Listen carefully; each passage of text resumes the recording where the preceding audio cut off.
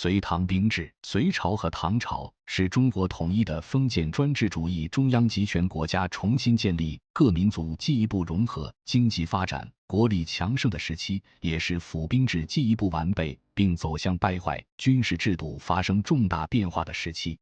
隋朝沿袭和发展了西魏北周府兵制，在皇帝直接统辖下设立12卫府。每卫府统一军至大将军1人，将军2人，下辖骠骑府、车骑府，分至骠骑将军、车骑将军，在下设大都督、帅都督、都督。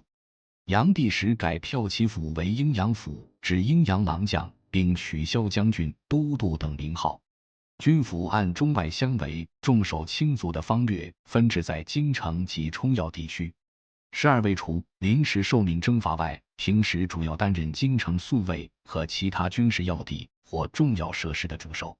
府兵与禁兵及其他军队相互为用，相互钳制，以便皇帝控制军队和维护全国统一。为了加强中央集权，文帝对府兵做了重要改革。在代周前后，曾下令将府兵将领、赐胡姓的恢复本姓军人，也不再随从将领的姓氏，重新整理乡兵，将私家部曲收编为国家军队。开皇10年590，又颁布诏书，规定凡是军人可悉蜀州县垦田集账，一同编户。军府统领一一就事。北史随本纪，军户编入民户，该蜀州县管辖不再存在。但军人仍有军籍、军名，无论在军、在役或在家，凡军役范围内的事宜，均属军府管理。军人依军田，另授田，免纳租庸，调平日生产，每年有一定时间轮番宿卫，战时出征，资装自备。在乡为农，在军为兵，实行兵农合一、寓兵于农的制度，这是隋朝及唐初府兵制的特点。隋朝常备兵约60至70万人，战时征募达130万上下。炀帝时大肆扩军，增置军府，扫地为兵，随书识货，还募民为萧国，而萧国之家捐免赋役。北史随本纪。因此租赋之入益减，随书识货，府兵制也遭到削弱。唐朝初期恢复府兵制，较隋朝更为完备。府兵为基本的常备军，平时隶属于皇帝的12卫和皇太子的东宫6律。每卫设大将军1人，将军2人，每帅设帅1人，副帅2人。平时负责管理府兵轮番宿卫诸事，战时经皇帝任命，率领从各府调集的府兵出征。即若四方有事，则命将以出使解折罢兵散于府，将归于朝。新唐书兵制，重要军机大事由正式堂举行的宰相会议辅佐皇帝商决。尚书省的兵部主要负责武官的考核、任免、军队的编制、检点和轮番，以及图籍、旧木甲仗的管理等。太宗时整顿府兵制度，12卫各领40至60府。阴阳府恢复骠骑府、车骑府的旧名，不久又改为折冲府，因地利称分别冠以所在地名。府分上、中、下，上府为1200人，中府为1000人，下府为800人。全国最多时共设634府，府兵约60万人，主要分布于政治中心地区的关内、河东、河南及临近诸道，旨在居重于轻。陆宣公奏议卷8，举关中之众，以临四方，御海兵制。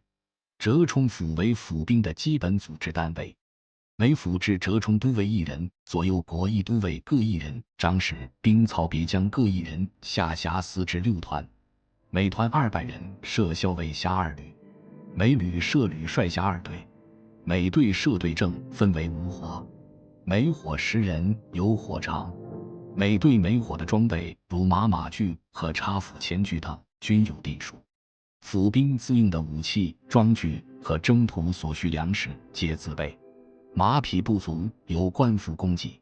平时训练在冬季进行，由折冲都尉率领本府兵马习战。府兵的调遣指挥权属于朝廷。凡发兵10人以上，除紧急情况外，都要有尚书省、门下省颁发的皇帝敕书和同于福州刺史与折冲都尉刊其乃发。府兵每年需轮流到京师宿卫，称上番。由兵部一个府离京师远近，确定上番的次数，每次1月，平均每年在役可达3月左右。部分府兵被派遣到冲要地区戍守，一般为1年1次。府兵的来源主要是从自耕农和地主中挑选，后来则减以贫苦农民充役。按照规定，3年1检及3年只1次兵。凡20岁以上的健壮丁男都是检点对象。检点标准以资财、财力丁口3者为据，财均者取强力均者取富，财力幼均先取多丁。唐律书亦善兴。一般21岁入役，61岁出军，视为终身服役。后来征战役多勋上不兑现，社会地位下降，地主也渐渐厌恶当兵，特别是藩役更待多部以时土地兼并严重，均田制逐步废坏，军资无所依，兴号府兵乃纷纷亡役耗散。玄宗时下令将服役期减少至15年，自25岁起服役，40岁乃止，又将3年1检改为6年1检，新唐书兵制，但都未实现，以致折冲府无兵上番。天宝8年749，被迫停止上番折冲府，从此名存实亡。由于府兵制日趋败坏，唐初即存在的募兵制便逐渐兴盛。从开元10年722起，大规模招募壮士充宿卫。开元12年更名为期。次年，其达12万人，分立于12卫，每卫1万人，又分为6番，轮流上番服役。平时进营为棚，交阅公弩，免除赋役，资粮由官府供给。其多是被强迫入幕和已逃亡再来应募的折冲府卫士，实际上是摊派兵役。其重要变化是由记义务变为受雇佣。其自始就很衰弱，其招募亦无定制，前后只维持20余年。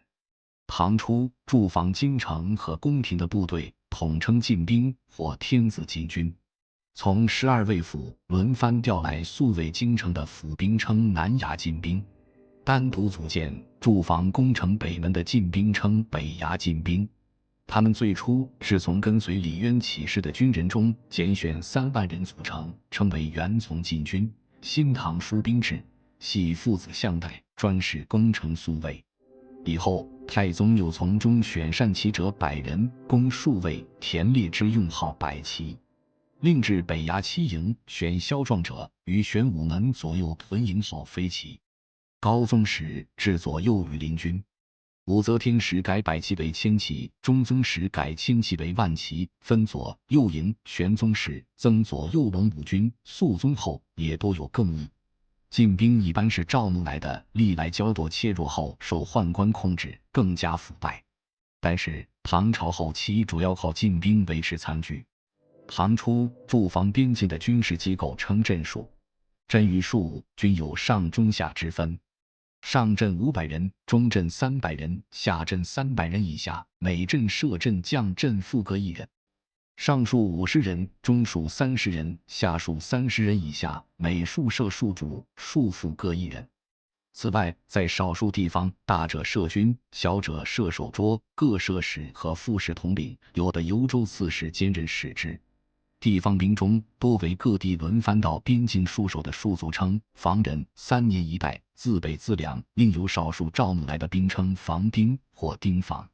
玄宗时，在戍族中招募能更驻3年者，官给赐物后，有招募长期从军的健儿称长征健儿，资粮等均由官给，称为官健，是由国家供养的职业军人。后期地方藩镇的军人主要是这类官健。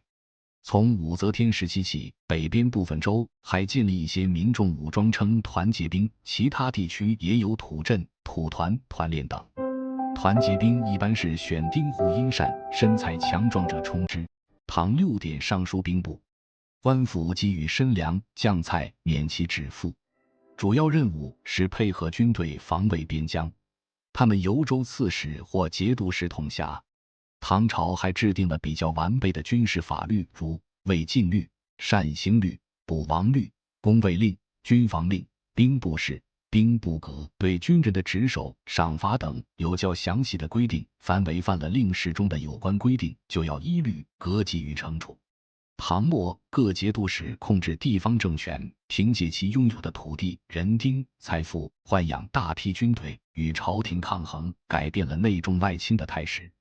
安史之乱以后，割据日甚，以致方阵相望于内地，大者连州10余宿者流监3死，自国门以外，皆分裂于方阵矣。